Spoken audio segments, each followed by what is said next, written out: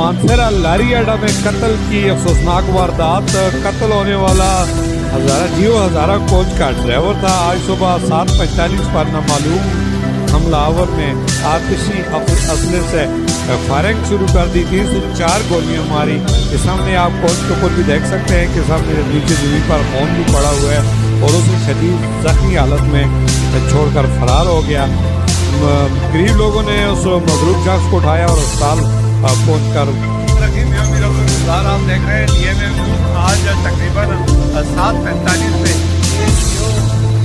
Medina फौज का अड्डा है। यहाँ पर एक ड्राइवर को कत्ल कर दिया गया और जिसने कत्ल किया उसका कुछ पता नहीं है कि वो कौन था। अचानक वो सुबह आया और गोलियाँ मार कर वो फरार हो गया और वो शदीद जख्मी हालत में ड्राइवर को जो है अस्पताल में जा दिया गया। अभी तक उसकी हालत का पता नहीं है वो जिंदा है या मर गया है। इसकी तफसीलात थोड़ी देर बाद हम अपने साथ हो जाएंगे।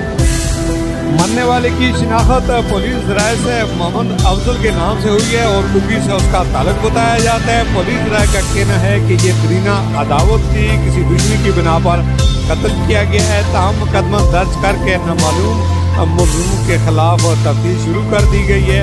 हज़ारा कोच जो जियो हज़ारा स्टैंड पर जिस वक्त फायरिंग हुई तो उससे खलबली मच की। आसपास इलाके में खौफ हरास बहुत फैल गया। जियो मदीना के स्टैंड पर लोग पहुंच के लेकिन उससे पहले हमलावर फरार हो चुका था। मैं मीरपुर गुलजार और आप देख रहे हैं DMM न्यूज़। तफसीलात कुछ देर बाद।